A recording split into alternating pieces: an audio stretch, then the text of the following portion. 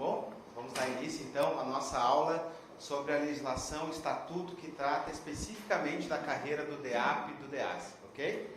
Então a Lei Complementar 675 será o nosso objeto de estudo. Deixa eu me ajeitar aqui que eu acho que deve estar tudo torcido, cara. Olha só, então o nosso objetivo é estudar essa lei complementar aqui. Então nós vamos analisar os principais artigos. Temos alguns artigos bem complexos aqui, né, mas eu esquematizei no quadro aqueles que foram objeto da última prova. Então vejam bem, essa é uma lei de 2016. Então o que acontece? Nós só temos como referência o último concurso do DEAS. Tá bom? Então a única prova que nós temos aí como referência é o DEAS. Então o que nós temos que fazer? Além de analisar a última prova do DEAS, nós temos que analisar numa perspectiva de avaliador e verificar o seguinte: quais são os artigos mais prováveis dessa prova. Bom, nós vamos fazer isso baseado também naquilo que é mais cobrado naquela lei que nós vimos, né, que é a Lei 6745, que é o Estatuto dos Servidores. Então um assunto muito cobrado, por exemplo, é a remoção, a parte de remuneração que caiu. Então isso tudo nós vamos ver aqui, tá? Então essa Lei Complementar 675 de 2016, ela é uma lei complementar, olha, que trata do plano de carreira de dois cargos, tá? Do agente penitenciário e do agente socioeducativo, tá? Então ela instituiu o plano de carreira e vencimentos do cargo de agente penitenciário e de agente socioeducativo do quadro de pessoal da Secretaria de Justiça e Cidadania. Então, dentro da Justiça e Cidadania, nós temos o quadro de pessoal aqui, né, de agente penitenciário e agente socioeducativo, certo? Quando a gente falou no estatuto, eu mostrei para vocês o anexo dessa lei aqui.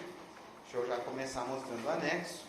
O primeiro anexo dessa lei, ele mostra aqui, o quadro de pessoal, que é o quantitativo de cargos nessa lei. O segundo anexo, ele vai trazer as descrições de cada um dos cargos, tá? Então ele vai trazer, descrições e especificações. O que faz aí o agente penitenciário? Então nós temos a denominação do cargo, o requisito da investidura, a jornada de trabalho, o número de classes, que vai de 1 a 8, e aí tem uma descrição sumária das atividades, uma descrição mais detalhada das atividades. No fim, se sobrar tempo, a gente faz uma leitura aqui, tá bom? E aí tem o cargo de socioeducativo, e aí nós temos um anexo, que é o anexo 4, que é um anexo de correlação. O que acontece? Existe uma lei anterior e entrou em vigor uma nova lei. E precisa ser feita uma correlação, né, em termos de carreira, onde é que eu me encontrava, para a nova lei. Tá? Então esse anexo é um anexo transitório.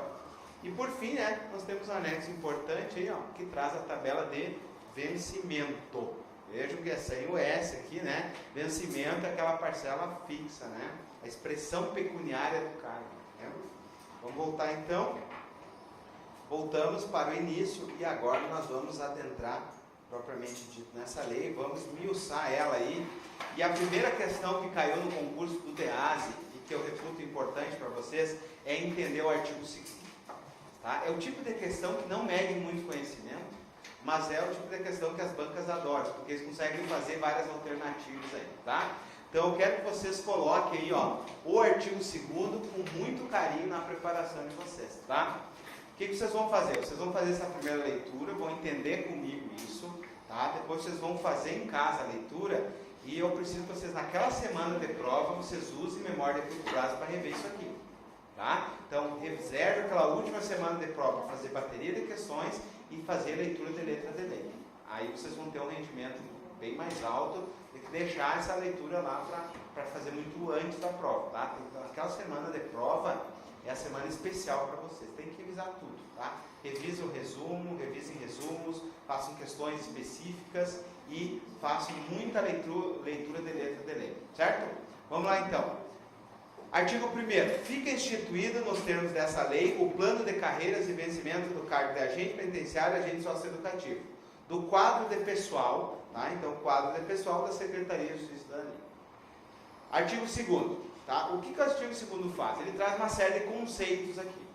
Tá? Então tem que ficar atento a esses conceitos e aqueles mais cobrados aí, que podem ter uma possibilidade maior na prova, estão aqui. Tá? Eu tenho que ter cuidado porque eles vão fazer trocadilhos aí numa questão de prova.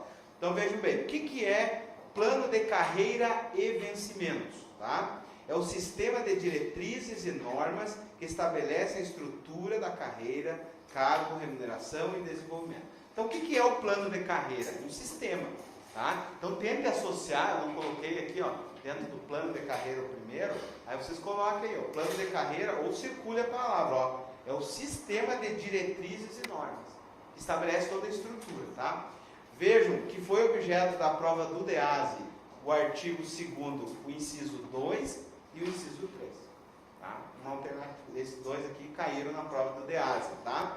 Então, o que é o quadro de pessoal? Esse eu tenho que saber, não posso ter dúvida. O que é o quadro de pessoal? O quadro de pessoal é o conjunto de cargos de provimento efetivo. Tá? Então, o quadro de pessoal, ó, é o conjunto de cargos de provimento efetivo. E quais são os dois cargos de provimento efetivo que essa lei trata? O agente socioeducativo e o agente penitenciário. Tá? Então, o que é o quadro de pessoal? É o conjunto de cargos. É aquele anexo que a gente viu ali, que apresenta o número de o quadro de pessoal, né, do DEAP e do DEAS. Ok? Vamos lá então. O pessoal tem que criar um método associativo. Tá? Lembre o seguinte, quadro de pessoal está sempre relacionado ao conjunto de cargos. Tá? Vamos lá, carreira. O que é carreira? O que lembra uma carreira para vocês? Não lembra uma estrutura? Então, olha só, carreira é a estrutura de desenvolvimento funcional do servidor dentro do cargo. Então, dentro do cargo tem a carreira. Tá? O que é a carreira? É aquele desenvolvimento funcional. Vou passando da classe 1 para a classe 2, para a classe 3, até chegar à classe 8. Isso é a minha carreira. Tá? Então, a estrutura de desenvolvimento dentro do cargo. Ok? Para a qual prestou o concurso, composta por classes. Então, vejam bem, ó, a minha carreira, ó, a carreira, é outro conceito importante aqui, ó, caiu na prova, né? É estrutura de desenvolvimento funcional, certo? Estrutura de desenvolvimento funcional dentro do cargo, ó, e estabelecido em classes. Tá bom? Então, essas informações são importantes aí. Aí vem depois, né, o que é o cargo de provimento efetivo? Isso aí nós já estudamos, né? Cargo de provimento efetivo nada mais é que o conjunto de atribuições, deveres e responsabilidades. Tá? Então, o conceito de cargo, vocês têm que lembrar lá do estudo do estatuto. Cargo nada mais é que um conjunto de atribuições, deveres e responsabilidades que o servidor tem. Tá? Continuando então. Classe. O que é a classe? Tá? Classe é a graduação vertical ascendente, tá? Então, a classe, ó, é a graduação vertical ascendente. O que significa isso? Eu vou passando da classe 1 para a classe 2, para a classe 3, até chegar aqui, né, na classe 8. Certo? Na classe 8.